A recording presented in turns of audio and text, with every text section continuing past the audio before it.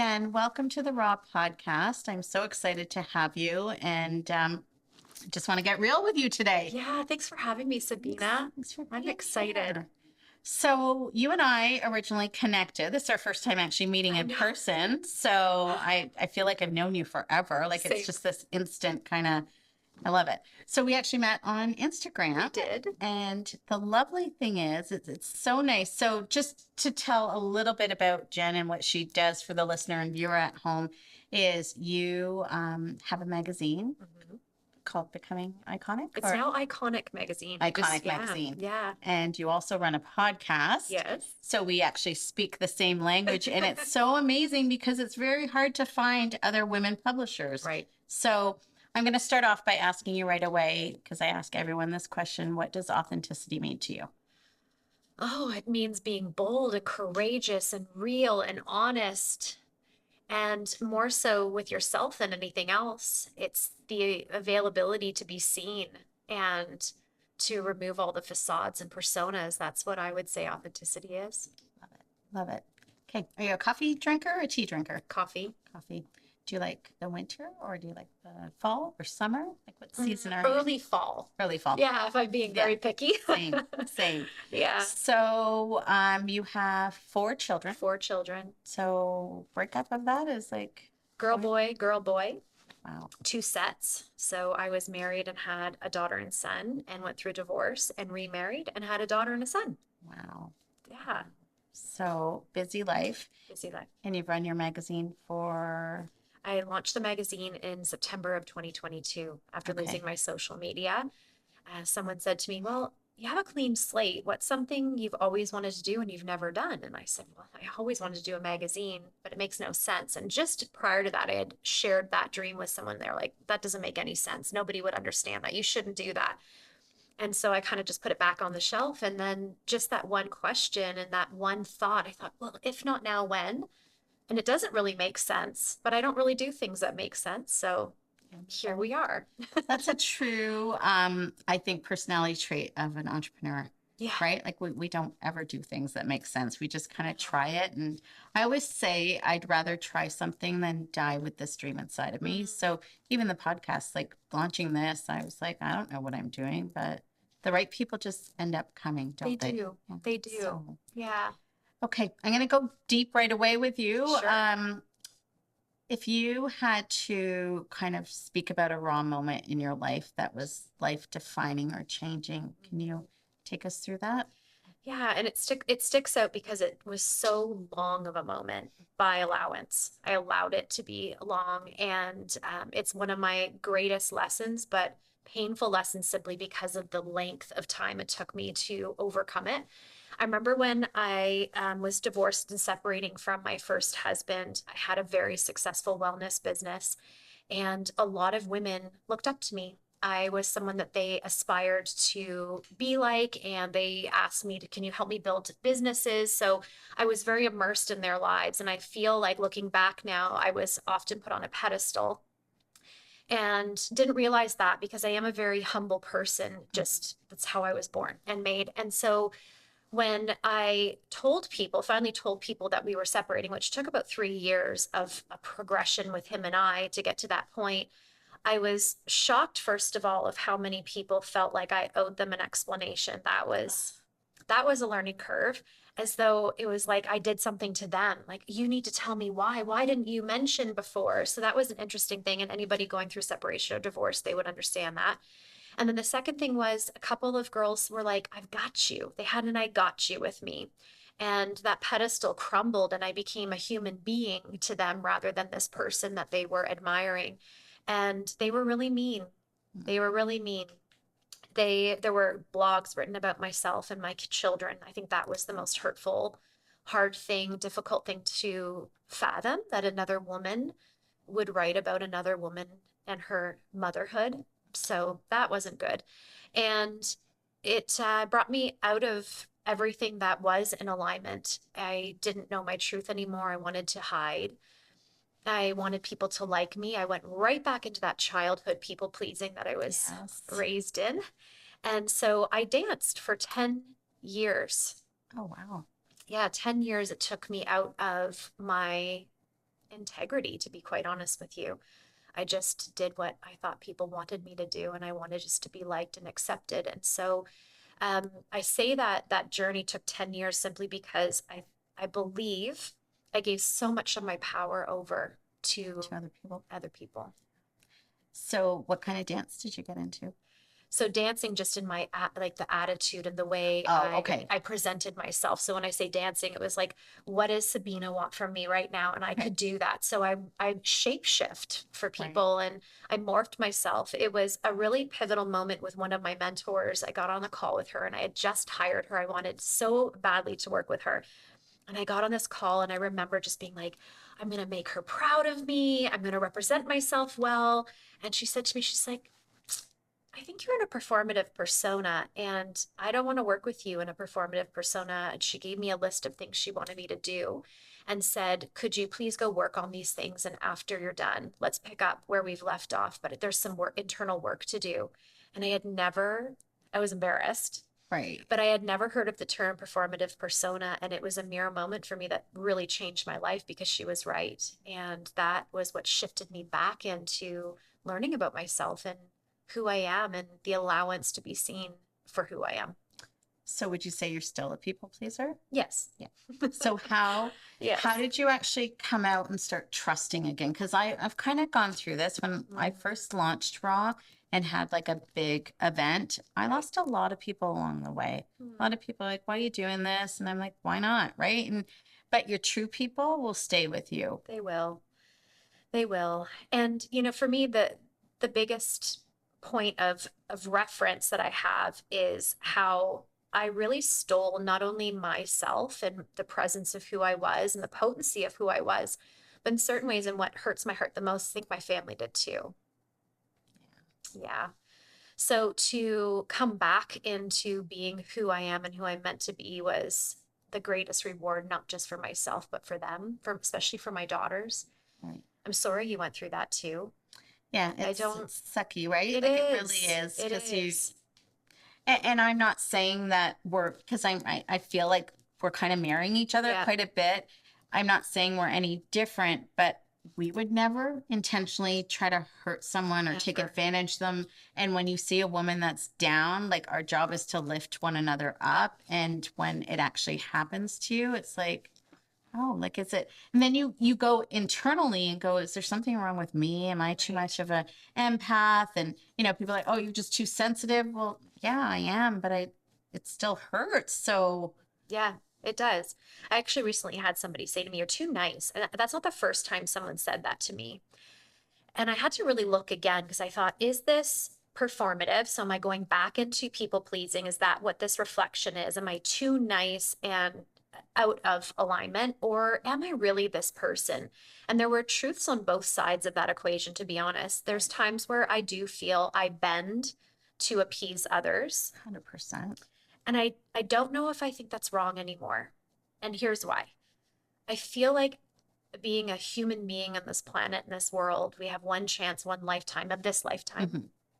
And if I'm known to be too nice, and if I waver on the side of doing above and beyond for you or whomever I'm with, I think that reputation is something that I'd like to leave behind versus someone who only thought of herself or put herself before others.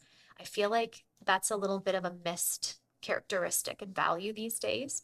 So I feel like if I waver on that side, I think I'm okay with it now to an extent, as long as it's true to who I am and I'm being integral. And then the other side I had to learn was nice isn't always, I think, the best way to be at the same time because it can mean people pleasing. So I've exchanged the word now for kindness. Do you struggle because again we're similar? Like when I find everyone that comes on board, whether it's staff or friends or whatever, I've hired like outsource things, they become my friend or I make them Right. my friend. And then when you actually have to ask them to do something or you have like an issue, how do you handle that? Because then I think I'm being an asshole. Right. Like I'm like, oh, like I'll bark orders at Beth, who has been my friend and dear friend in my life forever and has known me before all of this, right? Before the Right. magazine. But I struggle sometimes because we are such good friends. But then I'm like, Beth, did you do this? Did you do this? And then I feel like I'm barking at her. Right. And I think she knows me well enough to know that I respect her, but I do struggle with that. So I think that I'd love to know how you handle that. And I'm Mhm. sure a lot of women listening Yeah. are going to want Yeah. to know. Yeah, I just actually went through a massive leadership lesson in this very point, especially with team, where I didn't want to ruffle feathers or be in conflict because that is not my comfort zone at Right. all. And in doing so, I wasn't providing feedback. I wasn't being honest and brushing things under the carpet to keep the peace versus do what's right. And so I have to ask myself, was I in fact a good leader? And was I actually being a really good friend by not saying something that needed to be said? Because if we lead with love, which you do and I do, Right. my hope is that the people that know us know that if we're saying something hard, we're saying it out of love and respect, and we want the best. And so I feel like I've built that trust, but I didn't do that this time. I wanted to keep the peace versus say hard things. Right. And when I had to part ways with her, it was really difficult because she was so shocked. And I was really sad about the lack of responsibility I took in leadership by not saying the things that needed to be said and letting them build, letting them build, letting them build to a point where she didn't even really truly have a chance to shape like and correct those behaviors or the things that were going on. So that was a hard leadership lesson. That was a Right. piece of humble pie and something that I can now carry forward. But I would say if we lead with love, I think we can trust that people will understand on the other side that that's where it's coming from. Which is really good advice because I really struggle with that. I Me really, really too. struggle That's with it. easier said than done. Yeah, it is. It is. Yeah. So, um, okay. So tell me a little bit about the struggle. Well, I shouldn't say it's a struggle. I'm kind of putting words in your mouth. Yeah. How did you balance being a mom of four and running all the successful things that you do? And Yeah, I would, yeah, right. Because I don't actually use the word struggle in my vocabulary. So I right. love that you caught it on Yeah. that too. Yeah, it's a daily thing. It's an hour by hour. The best piece of advice I ever got was years and years ago, where I thought I can't even fathom this week. Like, how am I going to get through this week? There was so much on my plate. And my mentor looked at me and said, "It's one day at a time. If you think about your week, you're going to go into overwhelm, burnout, resentment. It's Yes. like you're building it into something that you don't even know yet it will be." And I loved that advice. It's so simple, but that's how I lead my life. It's today. So when I woke up today, it wasn't looking at the week ahead. Sure, I know what's coming up, but it was more of what needs to take priority today. Who do I need to be present with today? And ironically, I woke up this morning and one of my kids was sick. And so, typically with being a mom and being an entrepreneur, that can kind of take you off kilter and make it be Mhm. like, oh my gosh, what am I going to do? But instead, it was just like, it's a moment. What do I need to do right now? And I settled her, and my dad's like, I'll come help. And, Oh, I was able to get ready. And it was just, it's pacing the day and being present with what I need to be present with right now. I mean, I'm not thinking about anything else. I'm sharing stories of my home life, right. but being with you, that's all that matters in this moment. But it is a practice, It right? Like is. it's again easier said than done. You got to really think about it because I can sit here and preach to you, and I say this a lot. Like all we have is this moment right Right. now. But I would be such a liar if I'm not thinking about that camera that just fell and like, oh, is someone coming through? Like, who's it? Yeah. But I'm trying my best to be very present. Right. But do you have tips or tricks of Yeah. things that you do that? Yeah. Yeah. And presence is a practice. We never nail it. It's not No, like we get there and we're like, okay, I've now mastered presence. I never right, have to think about it again. It is constantly reminding ourselves. Leadership in general is a practice because as we start learning things and implementing things, it's just the speed in which we're able to course correct that gets better and better and better. None of these things ever go away. And so I agree. It's something that I do and I think about and takes me off course. The camera falls or something pops in my mind, but I have the ability now to go, not right now, not right now. I kind of talk to myself and say that, right. not right now. And that's been one of my greatest things. And also realizing it's the greatest gift to give, not just to my kids, but the person I'm with currently. Like, imagine if you felt me distracted right now and you thought, Jen's Yeah, not I'd be really able in to it. feel it. Yeah. So, what a gift I get to give you, and what a gift ultimately I give to myself by just being here because I'll Right, never forget it. right. Well, that's beautiful. That's beautiful to Mm. look at it that way. So, what do you think for you, being an entrepreneur, a mom, a wife, all the things that you are, a friend, a sister, whatever you are, um, what's your biggest struggle or something? Again, I'm using that word. okay. What's the biggest challenge for you? Challenge Yeah, in life or in business? both. Both.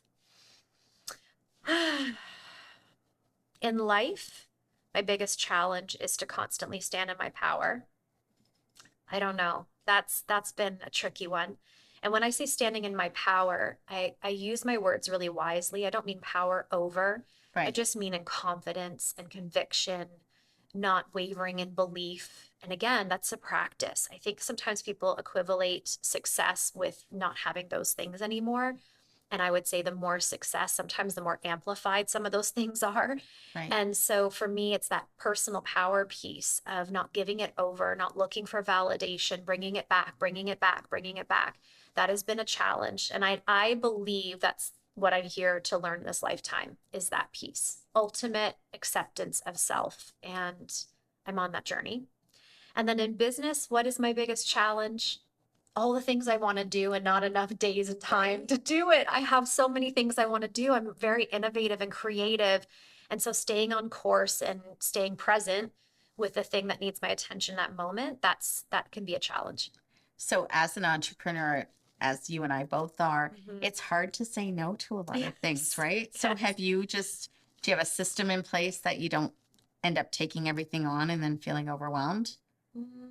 I read a book called Year from Yes by Shonda Rhimes. You ever read that? No, I haven't, but I've heard of it. It's so counterintuitive and like just people don't teach this anymore because everybody's teaching boundaries and to say no to everything. And I read this book and I was like, what if I'm different and say yes to everything? And that's what this book is about, where she just had a year where she thought anything that feels like a yes, I'm saying yes to.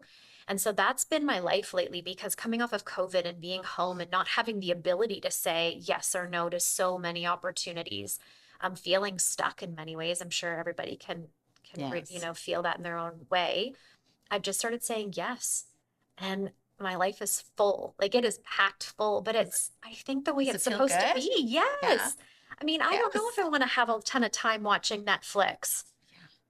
I'm okay with it on a Sunday afternoon, but I don't want to spend my life being like, wow, I watched a lot of great series. That was a great living. No, I want to be with you and I want to meet new people. And Right. yeah, I'm taking a lot of joy in it. Do you feel like you have work-life balance? Yes, Yes. because it's harmony and it's presence. So balance to me doesn't exist. And I teach that often. And I think it's the biggest lie that's been ever told. And I think that's what's making people feel out of balance is this pursuit of something that doesn't exist. Like, what is balance? Balance is like basically being a tree, standing still, doing nothing. How could I balance 4 kids? If Gabby's sick today, she requires more of my attention. So how could I then parent in balance? It just doesn't work. And then I have guilt. And then I feel like I'm not good enough. And then I go down the spiral of shame. Instead, balance to me is harmony, harmonizing my life. And Gabby needs more of my attention when I get home today. That's okay. Right. And you know what? One of the other ones will need more of my attention another day. And business might be in an influx of growth and need some attention. But I'm very vocal with my family around things like that. And I think that's worked in my favor. So I'll say to them, hey, mom's business is really doing well, or I'm launching this new thing, or we got a new magazine coming out. And by telling them, they don't feel like I'm pulling away from them to work the business. They're in on what's happening and they're excited. And so that's been really, really helpful. But I really don't buy into the balance narrative. Just thinking about my next question. What's the best piece of advice you've ever gotten? Belief before it seems possible, before it feels real. I feel like so many people wait for the feeling of belief or conviction or confidence, and they stand on the sidelines of life for a really long time. When I feel ready, then I will. When I get more expertise, then I will. When my kids get older, then I will. And time passes and it's our best commodity. And so for me, I action things before I feel ready. And what I've realized is on the other side of that, the readiness, the confidence, the conviction, the belief happens, but it follows action. It doesn't come first. Is there anything that you've ever tried that you were upset about, like that you felt like you failed at? probably my marriage, my first marriage. Like that feels like a big boom, boom, boom. Like more so for my kids than anything else. We weren't meant to be together. I was, 19 years old. My oldest daughter's 20 now. And I think, oh my gosh, like I was getting married at your age. Like Right. I was making adult decisions. You are far from an adult. I was far from an adult. And I was even more immature than she is. So it wasn't meant to be, but that feels like a big failure for my kids because they are the ones that still live the repercussions of that. Right. Yeah. I know, because they never make the choice, They right? never make the choice and they're constantly going back and forth. And, we can sugarcoat it and put some positivity on that. And there are some positive things, I'm sure, but the Right. feeling as a mom, I know, you just can't, right? You feel like you've, no, it wasn't fair to them, but here we are. exactly. Yeah. Um, in terms of, sorry, I've lost this is the perimenopause I happening have it right too. now. So, Do you? yes, because I'm pretty Okay. sure you answered or asked me a question earlier and I did not answer it because I was like, I have no idea what that question was. So Okay, I took thank it you. back. Because I was going to say, I don't think you ever gave me the answer, but I No, was so I didn't. afraid to ask because I'm like, I think she did, and maybe I forgot. No, it's perimenopause brain, but I just turned it back to you. Okay, you did great. That's awesome. So no, I don't think you did. Did she answer her raw moment? Like, did she I think actually? I answered that. Yeah. I think I did. I don't know. We'll I have to don't play know. it back and Yeah. whatever. We can't remember. This is the best. I Oh love my this. gosh. This is being real. Here This we is are, what I raw. want, right? Okay. Like, totally raw. Totally raw. So I don't even freaking remember my next question. In all honesty, I'm like, fuck, what am I asking her next?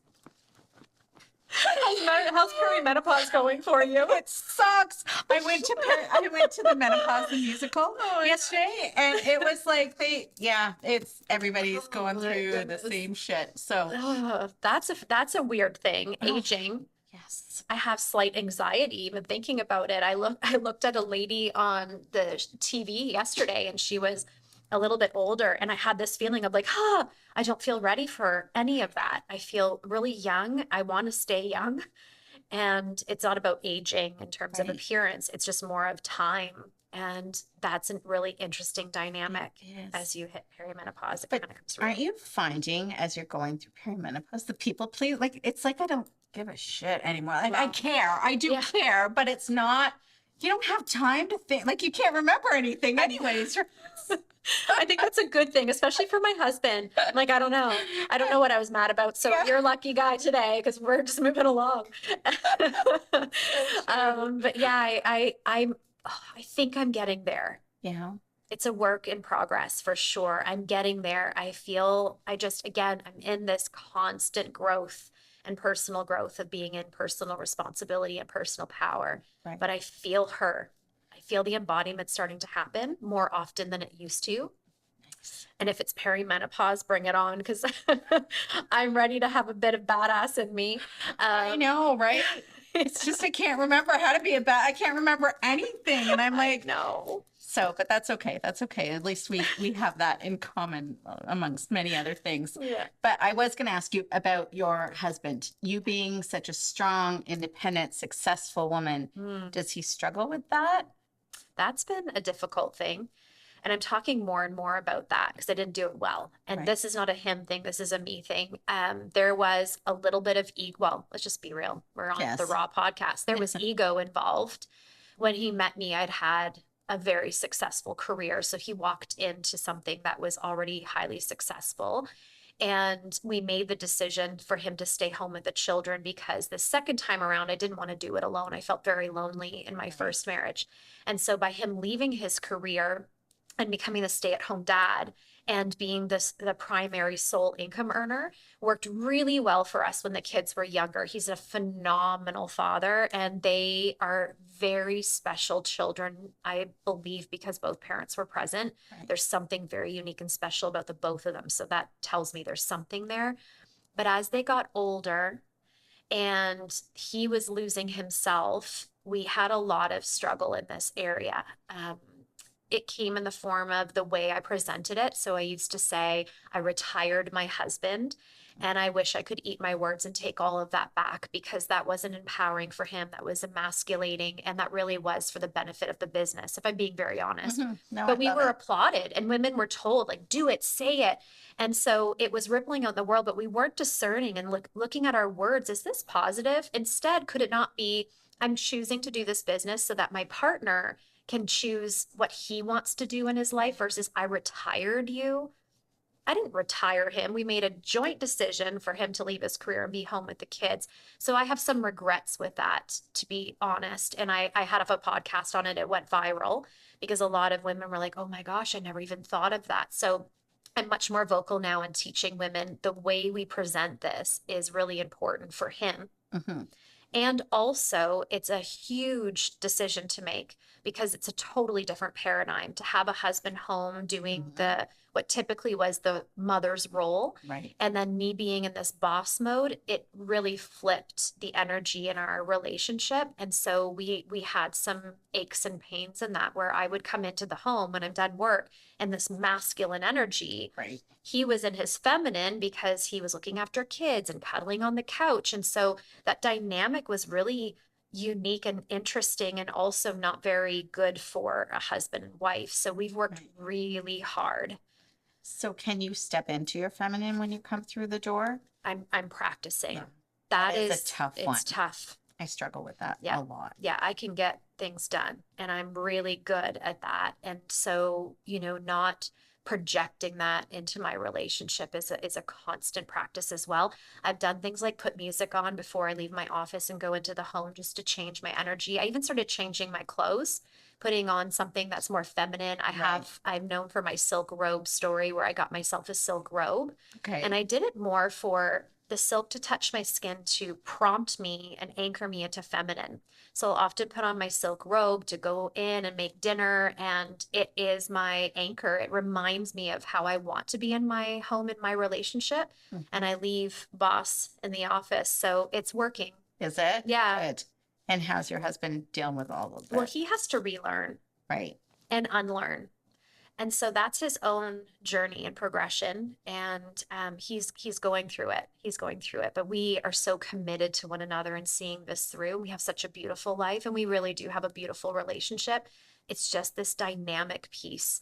But now, as he's going to get a job, he wants to go back into the workforce. It's this discovery of what I want to do and Right. who am I? So interesting, because I remember going through that when I was a stay-at-home mom and losing myself, and then going into entrepreneurship. So I very much feel for him Right. and hold space for it, because it's exciting, but it's also a little scary to be, mid-age and go, who am I and what do I want to do with my life? I'm happy for him though. He's going to do good things. Yeah. So what do you feel about this energy shift with women just being like these powerhouses now? And like, what's your take on that? Do you think Yeah, it's, I have a big take on that. yeah? Soften, ladies. Soften. And that's our power. We don't need to step on men to rise. Like I really can't stand for it. And I don't not want to make men wrong to Right. make us right. Yes, there's all this history and past, but we can't keep looking behind us if we want to move forward. And if we want to move forward, what if we all rise? What if we do it together? Yes. And women right now have more opportunity, more power, more money than we've ever had access to. And I'm really happy for us, because that's what I teach and that's what I stand for. But we're Right. not doing a great job of leading it. We're really not. It's loud, it's hype, it's new money. You're seeing it all over Yes. the internet. I made $100,000 in 2 hours. Yes. And I work with a lot of them. So half the time that's not even the full story, or Right. necessarily what's happening behind the scenes. I'm not saying that they're lying. It's just not the full story. Right. And so why don't we instead talk about the service, the value, the impact we made? But why do we even have to talk about the amount of money we've made? I don't stand for that. Right? Like, No. it's just, how about all the lives I've impacted by That's doing it. whatever I've done? That's it. Right? That's it. So, And like, if you think about it, and people are saying, well, I'm trying to normalize money with women. That's not normalizing anything. That's not normal to go on the internet and tell everybody what, or like take screenshots of your Stripe account. How is that normalizing? That is the polar opposite of normalizing. And liberation is not having to say anything. Like Right. if you're a liberated woman, I don't need to prove to you anything. I'm liberated. What you think of That me and humble yes, internal again, I come yes. back to my faith. It's between me and my maker, right? Like, do I really need to outwardly show everybody, oh, look at me if I'm making an impact in someone's life, but the rest, but that's changed for me because we were taught that this is the way that you need to do everything. And you get into the whole social media world. And I just did a post about it that I had to really go inward before I could go outward. Yes. And I had so many people saying to me, well, you need to level up. Like you're at a different level. You need to have better guests on and I'm like, no, the reason I actually launched Raw was whether you're a homeless person walking in, and we have had a homeless person on the couch. That's amazing. It is for everybody because we all have a story, right? And I really hope that Beth, my right hand girl, keeps me grounded to that because as you start evolving more, you got to stay true to your roots, right? And that's something that I'm interested because I feel like you are a very grounded woman and everything that you do and you post, I feel has so much intention behind it. So I applaud you for that. But again, if someone's watching at home or listening, like, do you have any tips on how you stay grounded when you do have all this success around you? Right. It could go away. Who are Like you? that. Yeah, who are you if it all went away? I had a mentor 2 years ago say to me, "What if this is it, Jen?" And I was so upset with her. It's like, I've hired you to build a bigger vision, to take me Right. to the next level. What do you mean saying if this is it? And she really triggered me with that. I got off the phone and had to really contemplate of why did that upset me so much, other than the fact that I want her to tell me, "You can do it. Let's go bigger." Right. Like, like that's what I was expecting. But her words stung in such a beautiful way because it was like, what if this was it? What if this is the pinnacle of success for me? Mhm. What am I happy? Am I enjoying it? Am I grateful? Am I seizing life and opportunity? Am I building a lifestyle? Am I showing up for my family the way I choose? Or am I delaying any of that for the next level of income, growth, success, whatever that is? And so that really impacted me in such a beautiful way because I thought, well, my goodness, what if this is it? I'm going to live in this moment, in this success, like this is it. And you know what happened is when I did that, of course, it unleashed and that glass ceiling broke where more started to come, but not Right. because I was forcing and pressuring it, more so because I surrendered into the abundance. It's so good. Do you struggle or did you ever struggle with feeling like, so for me, I'm going to use this as an example, but I want the question to really be for you. Sure. I find when it comes to abundance, I am of the mindset I have it all. Like I don't need anything else. So I'm tapping myself out almost. So I know you actually teach that it's okay to, because I came from real humble beginnings, like with nothing. So I get overwhelmed really fast with too many things. If there's too much food, if there's too much money, if there's any of that. So how do you kind of get around something like that? Trust, like learning to trust yourself with more, trusting yourself with more food, more money, more people, more leadership, more responsibility.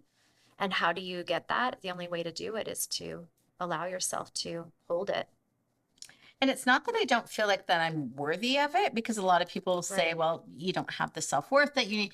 No, it's like I feel greedy almost. I remember having that. So when I had my health and wellness business and I wanted to go into this now company becoming iconic, that was my biggest hurdle was, am I greedy?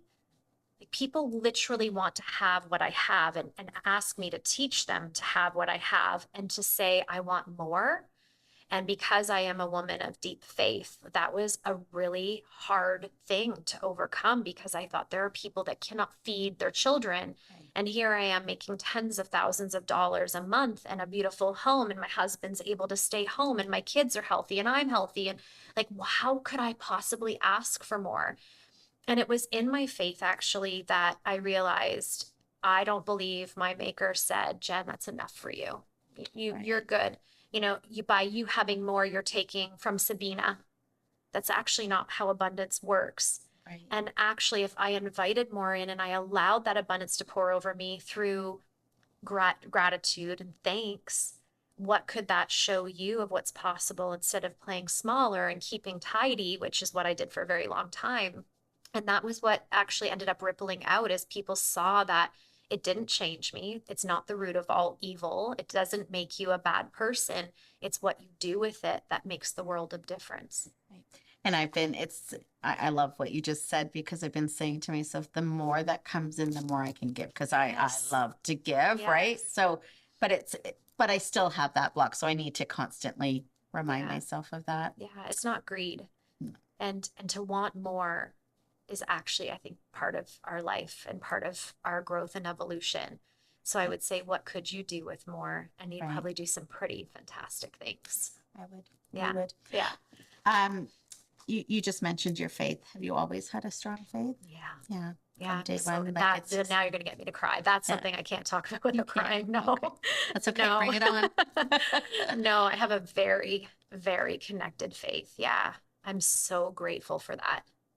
I can't imagine life without it, to be I know. honest. It would be really lonely. And you've had it since childhood? Yeah, Like it's, I was raised in the church, and I actually don't have a religion that Mhm. I attach myself to. But I was raised in a church, and so I'm grateful because it was a part of our world. So I'm definitely glad I was born into the family I was born in that represented it and showcased it. And then I had to have my own journey with it and really realize it was never about organized religion. I just don't buy into it. And instead, a personal connection and relationship. do you struggle speaking about it from a bit like on your socials? Like, because that's where I'm at right now, Yeah. in the sense of Yeah. talking about it or not talking about it.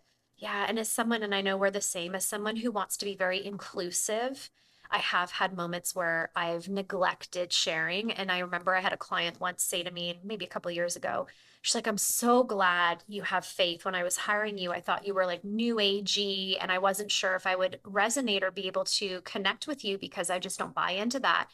And it wasn't what she said that affected me, more of just the reflection of people don't know what I stand for. Like she Mhm. obviously didn't know what is your belief system.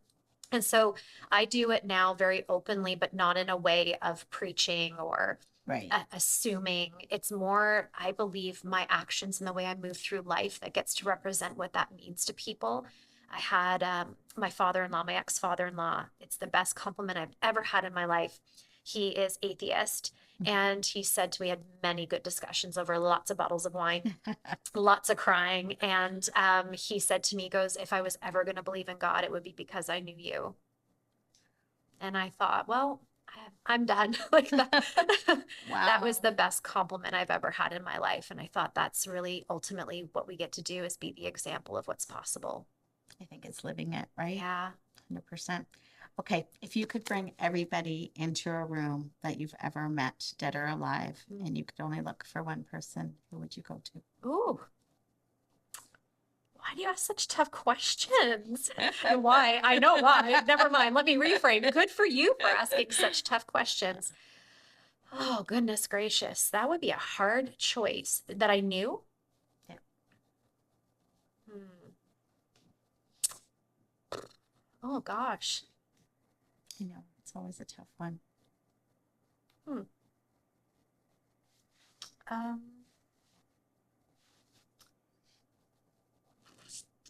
Probably my papa. Yeah. Why? Was he a big Yeah. Oh my influence in goodness. I your- didn't There's expect to Kleenex cry like behind that. There's gonna be snot soon. It's okay, we got Yeah. Kleenex. He was a very impactful man in my life, and with my faith actually. And he was the first person I remember who totally accepted me. Like I felt just loved. And he passed away when I was 10. I'd love to know him as an adult. Oh. Yeah. Did you ever? Yeah, there's. Yeah. Thank you. No problem. Have you ever been bullied Yes. as a child? Most of my life, yeah. Yeah. Yeah. Yeah. Girls haven't been very nice. That's okay. So is there something that you teach your girls? Oh, that's a good question too. Do I teach them? No. No, well, my oldest daughter has had some bullying and her own journey with it. Again, I feel like it's the example, lots of conversation. And because it's still like you can tell, right? It's still there. Like you just look back and you're like, gosh, it felt unfair, it felt unjust. It was so mean. But it's my practice of forgiveness that I hope I can teach them. Forgiving of self, mostly, of forgiving myself for allowing women to treat me the way they did at times, like I allowed it. So I want them to learn to forgive themselves, and I also want them to learn to be fast forgivers of others. But you say that you allowed it. I allowed it too, but we didn't know any better. Like back then, like you No. think at 10, 8, 9, like how to stand up for yourself. Like I do think kids are way stronger nowadays. I hope so. Yeah, I hope do so. see that, Yeah. but I still do see a lot of the bullying happening, and Yeah. it's sad. It It's is, sad. especially women, like girls to girls. Oh gosh, what can we do to cure this? Like, if that's all I did for the rest of my life was try to figure out the antidote for that, that would be it. I'd be like a mad scientist trying to figure that out. But I don't know what created this level of comparison, competition, and wanting to step on someone's greatness in order to feel better about ourselves. I don't see men do it. Like men don't do that. Men don't do it. No, they don't. I don't, and why do we? I didn't teach my daughters to do that. I don't believe many mothers taught their daughters, like, you go make her feel bad so you feel better. It's almost like it's a part of our DNA of sorts. Yeah, or I think bullying starts at home. Like, where do they Yeah. learn it? They see it at Bullying, home, yes. right? Yeah. Like, and being a woman of color, I went through a lot growing up, right? And it's like, where is that taught? Like, a kid doesn't come into this world and see color. Oh, It's taught at home, yes, that right? is. Yeah. So it's almost, what came up for me, and I'm almost afraid to say it because I feel like someone's going to steal our idea. But again, having It came faith. here first. It came here first. Everybody note. When you were talking about like wanting to change things, all of a sudden I see this documentary where we as adult women act like we're like younger women and say like show like really be vulnerable and show Yeah. everyone what's happened and how it's affected us throughout our lives, right? Like I still have triggers from things that happened to me when I was 5. And I've had a lot of therapy and I've gone, like I've done, how people say you need to work on yourself. Well, you do. And I think it's a lifelong thing. Like there's lots of, like you said, that coach that triggered you, right? Like there's still, that's a gift. If I was sitting here with you right now and you said something to me and I got upset at you, I actually should thank you because you've given me a gift, because if I have enough self-awareness, I can delve into myself and I can release that, right? So Right. Yeah, and that's where I usually use the word activator versus trigger, because trigger has like this negative side to it. It's like you triggered me, whereas I think a lot of times it's an activation. You've activated me, But I do think bullying happens at home. I agree. That I do believe is taught. It's just like the hearing of people putting other people down, the gossip, it's the greatest gift for my children is entrepreneurship, because the table, like the environment and culture they've been raised in, is listening to their mom lift women up, Yes. look for solutions, pick herself back up over and over, dream big, go after goals, try again. And I believe most children are raised at the dinner table where I hate my job. This person did this is that. Like, it's just so negative, and we don't think about those words and the impact on the children and what they're 100%. listening to. But I feel, and I do feel there's a shift happening for women. But for example, if you're put together really well and you look amazing, it's like, oh, who does she think she is? If you're disheveled and you're not maybe put together so well, why doesn't she take care of herself, right? You can't win, and you don't know what's behind this facade that we outwardly put on. That's right. Right? Like you could sit here and be this kind, beautiful soul, but I don't know what's happening in your life, and who the heck am I to judge you? Right. But it isn't automatic, right? It is.